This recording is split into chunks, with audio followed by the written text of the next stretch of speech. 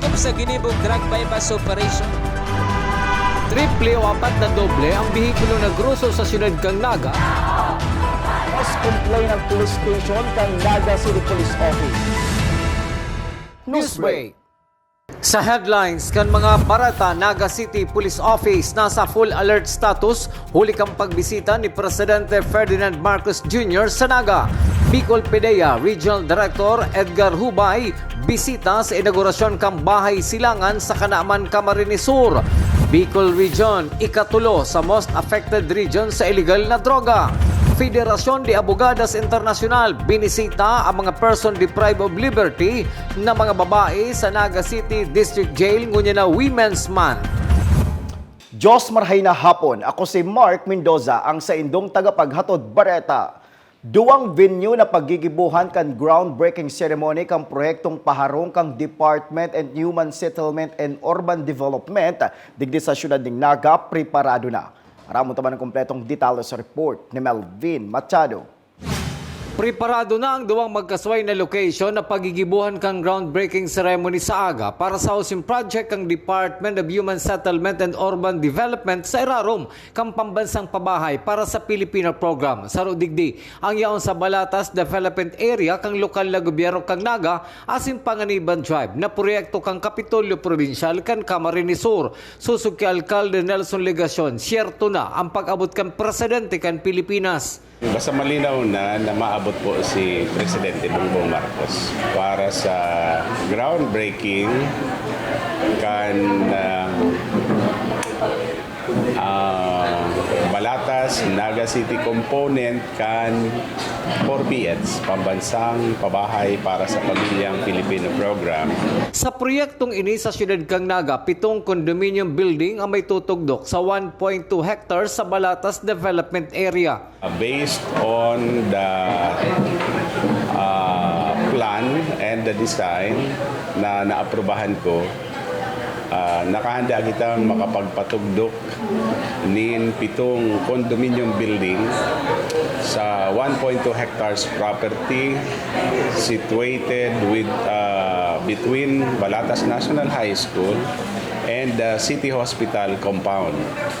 So 7 condominium buildings, 8 floors, makakapag-akomodar po iyan nin lampas 1,000 na pamilya, 1,000 units. Sa dagaman kang gobyerno probinsyal na yaon sa Panganiban Drive, itutugdok man ang kaparehong proyektong paharong para sa mga residentes kang probinsya. Para sa GNN TV 48 Naga, Melvin Machado, Newsbreak.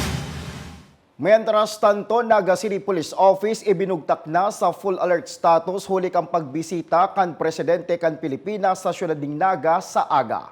Nagbubwelta si Melvin Machado. Puun ngunya na aldaw hasta sa aga nasa full alert status ang Naga City Police Office. Inihuli kang gigibuhon na groundbreaking ceremony sa housing project sa duwang location sa siyudad kang Naga, sa Balatas Development Area asin Panganiban Drive, kung saan magiging bisita si Presidente Ferdinand Marcos Jr. asin iba pang opisyal kang gobyerno nasyonal. Susuki Police Colonel Nelson Pacalso, may coordination na ang Naga City Police Office sa Presidential Security Group para sa ilalatag na seguridad. Kabali na ang road closure sa Magsaysay area pasiring sa Balatas Development Area. Sa may Panganiban ay wala pong road closure doon. Kasi papasok yung area, papasok yung sa location. So, ang mangyayari doon ay kung in case na dadaan sila, ay we will be requesting the public, yung mga sakyan na mag-stop muna, padaanin lang yung convoy, then na dumaan yung convoy ay pwede na rin silang gagalaw. 800 na miyembros kang Naga City Police Office ang maidideploy sa bilog na siyudad kang Naga. Katuwang man kang Naga City Police Office ang Public Safety Office sa pagmanihar kang trapiko. Deman kabali ang Panganiban Drive sa isasara sa trapiko imbes papabuylohon sana ang convoy sa pag-agi pasiring sa parte kang Nia Road. We will be maximizing yung number ng personnel dito sa Naga City. Ito ay pangunahing bisita natin, kaya magma-maximize tayo ng lahat ng PNP personnel ay i-deploy natin bukas. And more or less 800 na personnel ng Naga City Police Office ang madideploy natin. Ngunya daw nagkaigwa na rin paglibot ang mga otoridad sa lugar kung saan gigibuhon ang aktibidad para siguruhon ang seguridad kan presidente kan Pilipinas. Para sa GNN TV 48 Naga, Melvin Machado, Newsbreak. Mayo man class suspension sa aga kasumpay kan pagbisita sa syudad ng Naga ni Presidente Ferdinand Bongbong Marcos Jr. Susog kinaga City School Division Superintendent Manny D. Guzman ang mga eskwelahan na harani sa venue kan okasyon ang magkakaigwanin blended learning imbis na face-to-face class. Padagos pa sa mga bareta, inaugurasyon kan Balay Silangan sa Kanaman Camarines Sur, ginibo kan subagong aga. Pamayo kan PDEA Bicol naging bisita. Aramon taman ang kompletong detalles kayan sa report ni Jerome Breeze. Formal ng pigabukasan sa publiko ang Balay Silangan sa Barangay Tibgaw, Kanaman, Camarines Sur, kaibahan ang PDEA Bicol asin na lokal na gobyerno kan Kanaman sa panginot ni Mayor Nelson Legaspi. Sigon kay Edgar Hubay, ang Regional Director kan PDEA Bicol, ang nasabing Balay Silangan obhetong mabago ang mga dating nag-embwelto na sa illegal na droga, lalo na ang mga pusher. Pusers. Nasabi ko kanina, pusers na tinitingnan ng Balay Silangan. This is about transformation. So, ating purpose na ng tawag dapat nabuhon. So, kinakaipuhan, bako siya user. Pero kung pusher sa user siya, kinakaipuhan, ito pinag-pay user. So, malaog siya naman sa Community Rehabilitation Program. So, after graduation, saka pa lang siya malaog sa Balay Silangan. Sa lado man ka na lokal na gobyerno kan Kanaman sa pagi ni Mayor Nelson Legaspi, nasa 8 persona ang pwede nga maakomodar kan Balay Silangan asin na Tibgaw ang napili na barangay. Ninhuliman tadigdi na kaisaraan na mismong alkalde asin madaling mamonitor ang nasabing lugar. Ayon po, pinili ni Barangay Tibgaw na yung tagang Balay Silangan. Inot-inot, sa kuya barangay na iniistaran niya. And saro sa mga maray na lugar, kita ang kapera ng Balay Silangan. Kung gusto nyo mag-exercise after ka na sa itang kondisyon, si pwede exercise sa Pagdaling University, at kung may limuan bed capacity, siguro baka walo lang o Ang nasabing Balay Silangan ang pangwalo na sa entero nga probinsya sa Camarines Sur asin paghihinguha pa sa pagikan na PDEA Bicol na malagan pa ni mga barangay sa probinsya. Para sa GNN TV 48 Naga, Jerome Breeze, Newsbreak. Sa pagbabalik kang Newsbreak, Bicol ikatulo sa most affected regions sa illegal na droga sa nasyon. Yan asin iba pang mga bareta sa pagbuelta kang GNN TV 48 Naga Newsbreak. Dakop sa ginibong drug bypass operation. Triple o 4 na doble ang bihikulo na gruso sa siyudad kang Naga. Mas complain ng police station kang Naga City Police Office. Newsbreak. Mas pinalinaw, mas pinalakas, mas pinalawak. Ang GNN TV 48 Naga, digital na! Kung ang inyong TV sets ay digital ready na, pindutin ang scan o search channel button at makikita ang GNN TV Channel 48. Maaaring gumamit ng indoor o outdoor antenna para sa mas klarong panonood. Ganito rin ang gagawin kung kayo ay gumagamit ng digital box. Sa mga susunod na araw, asahan ang mga programang malapit sa puso ng mga Bicolano. Flight attendants, prepare for takeoff, please.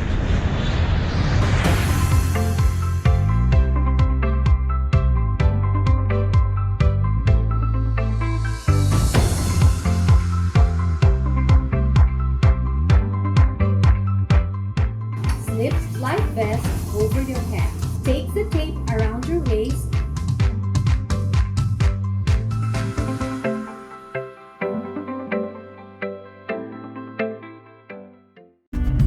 Sa oras ng sakuna, isa sa mga kailangan natin sa ating tahanan ay isang gubag. Ang isang gubag ay naglalaman ng tubig, mga dilata at biscuits, upang hindi tayo magutom, energy bars o energy drink, first aid kit, communication devices tulad ng flashlights at batteries, whistles o pito, portable radio, at extra cellphone. Mas mabuti kung meron tayong prepaid load guard. Tools tulad ng Swiss knife at gunting. Maaari din tayo magdagdag ng lubid. At huwag natin kakalimutan ang hygiene kit. Naglalaman ng sabon, tissue, toothpaste, toothbrush, at face mask. Sa lahat ng oras, laging bukas, nakahanda ang aming tanggapan. Tandaan, ang Bicolanong alerto, pirming protektado. Work with Business Executive or turn yourself to become one. Explore the career in the world of business with NCF's Bachelor of Science in Business Administration, major in Financial Management. This degree prepares you to excel in the financial service sector. Start it right with NCF's College of Accountancy and Finance. Dakop sa ginibog drug bypass operation. Triple o apat na doble ang bihikulo na gruso sa siyudad kang Naga. Mas complain ng police station kang Naga City Police Office. Newsbreak. Padagos pa sa mga bareta, PDEA Regional Director Edgar Jobay kinumpirmar ang pagiging ikatulo kan Bicol sa most affected sa illegal na droga sa nasyon. Aramon taman ng kumpletong detalles kayan sa report ni Jerome Breeze. Piga kumpirmar ni Edgar Hubay, ang direktor kan na PDEA Bicol, na pangtulo ang Bicol sa most affected sa illegal na droga. Basa duman sa bagong ipinalwas na statistics na konsein, nanginginot pa man girare ang National Capital Region. Sigon ki Hubay, saro sa posibleng rason kay ni, ninhuliman taagihan ang rehiyon Bicol akan mga posibleng mga nagtatransaksyon na sa illegal na droga. Sa mga pamundong parte na based sa statistic, halos nasa pantulo kita. Pero geographically, situated man kita, ang tulong region na ika-classify na super region is yung NCR, Region 3 and 4A. Konektado kita sa 4A. So, the possibility talaga na minaagi ang drugs, halit may 4A o NCR, maagi sa Bicol Region, pwede ibang mga epekto sa babagsak sa Bicol Region o tigaagi, paluman sa Eastern Visayas, then Mindanao area. So, nagiging transshipment point ang Bicol Region sa transportation area. Sa ngunyan, pigihinguha pa ka na PDEA Bicol na madakop ang mga personang nag-imbalto sa illegal na droga sa pagikan mahigot na operasyon kontra sa illegal na droga sa manlain-lain na lugar sa Bicol. Para sa GNTV 48 Naga, Jerome Breeze, Newsbreak. Sa iba pang bareta, 80% kan Kayabon Hills na yaon sa Maysalay, Goa, Camarines Sur na kinukonsiderar na tourist spot sa Banwaanin, Goa, Camarines Sur ang kinakanin kalayo kan suudma. Alagad initulos na respondihan kan BFP Goa, MGRRMO, mga residentes kung kaya napugulan ang paglakop kan kalayo. Mayo man nakulugan o nairido sa nasabing insidente. Sa satuyang police report, 29 anyos na soltero, biktima ng pangtataga sa Barangay Carolina, Siyudad ng Naga. Aramon ta ang kumpletong detalye sa report ni Jerome Breeze. Nagpaparahi pa sa ngunyan sa ospital ang sarong 29 anyos na soltero matapos ining pagtatagaon sa Sitio Karomatic, Barangay Carolina sa Siyudad ng Naga, alas 10 kasubanggi. Sa huring update sa Police Station 4 Naga City Police Office, dahil pamaaraman ang motibo kan pananaga kan suspect na si Joshua Cubita, 48 anyos, sa biktima nga si Jimmy Boy Rosela, 29 anyos. Sa report, nagluluwas na nagpasiring sa harong kan suspect ang biktima asin pigkumpronta kung hain ang pamangkin kani. Alagad sa day pamaraman na rason na bigla na silang pigpalso kay ni ang ilaw asin pinagtataga ang biktima na tuminama sa iyang payo. Tulos man ining piga-respondihan ka ng mga residente sa nasabing lugar asin Philippine National Police na nganing maidara sa ospital. Ang suspect ang tulos man na duminulag matapos ang insidente na padagos pang pinaghahanap kan mga otoridad. Para sa GNTV 48 Naga, Jerome Breeze, Newsbreak. Sa iba pang bareta, Federasyon Internacional de Abogadas nagbisita sa female dormitory kang Naga City District Jail ngunya na nagsiselebrar nin Women's Month. Detalye sa report ni Melvin Machado. Binisita kan mga members kang Federasyon Internacional de Abogados o FIDA Camarines Sur Chapter ang female dormitory kang Naga City District Jail. Ngunya na pinagsisilibrar ang Women's Month. Susuki Atty. Billy Balbastre, spokesperson kang FIDA Camarines Sur Chapter, nagkaigwasindanin halipot na pag-urulay-ulay asin sarabay na pagkarakana kana mga PDL. So kang Saturday po actually ang ginibom is jail visitation. So nakafocus kita sir duman sa 42 na women PDLs. So nagduman po kami, dikit na korumustahan, taara mo po kaya syempre very depressing man po bagang sitwasyon ninda. So for their mental health, nagduman po kami, dikit na irestoryahan. Kabali na po si mga legal advice mita. May mga hapot man sindang legal duman. So nakaulay mi sinda nagtao po kami sir ni mga hygiene kits. Taara mo po kaya sir ang kulungan kaya basically they are designed for men, PDL. Dikit man lang na portion kaya kang population ang sa babae. So at least si mga needs ninda na mga inaapot ang gender-based needs na itaumi man po, nag-provide kami ni mga hygiene kits. And dikit na salo-salo po, sir. Idinagdag pa ni Atty. Balbastre na inaasikaso ng tultol ang 42 na PDL na mga babae. Mayoriya sa sainda nalalangkag na sa dalagan kang saindang kaso. Actually, sir, magayon man po ang treatment sa inda duman sa laog. Kaya lang, syempre, sir, duman sa kaso kaya ninda. Most of them are represented by PAO lawyers, may mga lawyers man pong from private. Naasikaso man po sinda, sir. Kaya lang, syempre po, medyo nahahalo yan. Which is bako naman pong kasalan actually kang court yan or kang mga abogado nila. Ilan po to, medyo nahalo yan. And the longing need for the family. Pero sir, basically, their needs and their, yung welfare nila is already being taken care of by the BJMP. Maray po trato sa inda duman. Kaya lang, ilan to sir, mental ninda talaga na nahaloy po si pamilya ninda, di ninda nahihiling. Sa 42 na PDL sa female dormitory, mayoriya digdi sabit sa kaso ng illegal na droga. Nakakaalarma subot ini. Bako dahil dakol, kundi igwang kaso na babae ang envuelto. Kung kaya, sa programa kang FIDA, yun na magkaigwa ng mga aktibidad na may koneksyon sa paghahanap buhay. Ako kaya nahiling ko, they usually selling po sinda ang mga kaso nila. It's either possession, use, or selling. So, kami kaya sir nahihiling mi bilang babae kaya siguro sir mayo kaya sindang, dito sinasabi na guilty sinda, no? Pero sinasabi ta siguro kaya may mga nagkukomitar kaning crime na ini na drugs na selling kasi maasindang ibang option for livelihood. Kaya kami nga ni sir sa FIDA, actually, we have programs para matabangan ang livelihood ninda. So magkakaigwa kayo mga trade fair para sir i-showcase si mga gibo ka mga kababaihan and at the same time makanda kami ni mga training. Kasi kaya sindayaon dyan, sabi nga ni Nida, kaya nga kaming hanap buhay. Iusa na ngayon ang arami na madaling magkakwarta.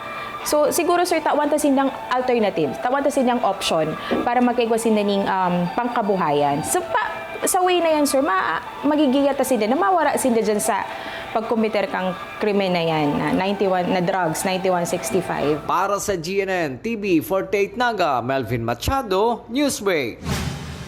Mientras tanto, sa masunod na aldaw, nakatalaan na magkaigwa ng trade fair ang Federasyon Internacional de Abogadas Camsur Chapter. Apwera pa ini sa indang pagbisita sa mga kababaihan na biktima nin pang-aabuso asin pagkondusir nin seminar sa mga barangay. Sa FIDA po, sir, basically we focus on women and children. So kami po, kadakal pa po kami mga nakalinyadang mga projects. So nasabi ko na nga ni po, sir Kasubago, we will be having a trade fair.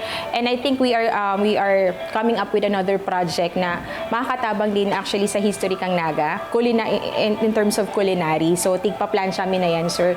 And then we will be having mga visitations, sir, sa mga battered women and children. And then, sarap din sa mga gusto ming project, ito sir na mga seminar sa mga barangay council, lalong-lalo na sir sa mga lupon, sa mga barangay council for women. May role po kaya sinda sir sa welfare ka mga babae, lalo-lalo na sa mga battered women, sir. So, kada ko kami, sir, nakalinyada ng mga aktibidades. Medyo kaya, sir, kang pandemic, medyo nagbagal si activity mi. Pero prior, sir, to pandemic, kada ko na kami naging mga activities. Sa iba pang bareta, pangaduwang aldaw ng Tiger Stock naging produktibo Aramon taman ang kumpletong details ken sa report ni Junior Correspondent Kayla Casulia. Sa ikaduhang aldaw kan Tigers Talk 2023, nag-abot sa 200 participant ang nagatindir. Obheto kaini na makataoning dagdag na kaaraman, manungod sa epektibong pagkomunikar, bako sa pagsurat asin sa pagbabareta, kundi sa iba pang paagi. The objective of this activity, TIGTalk or Tigers Talk 2023, is to be able to equip our students, NCF students, with all the learnings that they can learn from our professionals from different fields. Guest speaker man igdisinda Mr. Mark Philip Paderan, napigtukar ang Art of Budgeting and Saving, Mr. Typhoon Mike Padua para sa Typhoon Preparedness, topic man ni Mr. Roldan Cabeles ang perks of pursuing post-college studies, asin iba pang mga guest speaker. Sigun sa estudyanteng si Jason Vergara kang College of Business and Management, nanodan niya kung paano ang tamang paggastos in kwarta bilang sarong estudyante. Na-realize ko na saving money is really important. Kapag nag-save ka, kahit yung magulang mo, kapag walang pang bigay sa'yo ng tuition, meron kang makukuha. Nagtao man in mensahe si Mr. Elmer Caceles, saruman sa guest speaker sa mga aspiring media practitioner na nag-atender kang nasabing aktibidad. I can tell you that a career in the media is very exciting, not just because you will be popular kung nasa TV ka o radio, but bako lang yan ang trabaho sa media. Very exciting and very broad kung pwede mong dumanan as a journalist, as a media practitioner. Panoning impormasyon asin pagkanood ang naitao kaini sa mga estudyanteng nag-atindir kang nasabing urulay. Naglalaong pasinda na liwat magkaigwaning siring kaining Tigers Talk sa masunod na bulan. Kayla Casulia para sa GNN TV 48 Naga Newsbreak. Asin yan ang kateripunan kan mga bareta ngunya na aldaw. Day malingaw na bisitahon ang samuyang official Facebook fanpage asin ilike ang GNN TV 48 Naga para pirmi kitang updated sa mga bareta asin istoryang bida ang Bicolano. Liwat ako po si Mark Mendoza. Digdisa na yan sa GNN TV 48 Naga Newsbreak. Dakop sa ginibong drug bypass operation. Triple o 4 na doble ang bihikulo na gruso sa siyudad kang Naga. Mas complain ng police station kang Naga City Police Office. Newsbreak.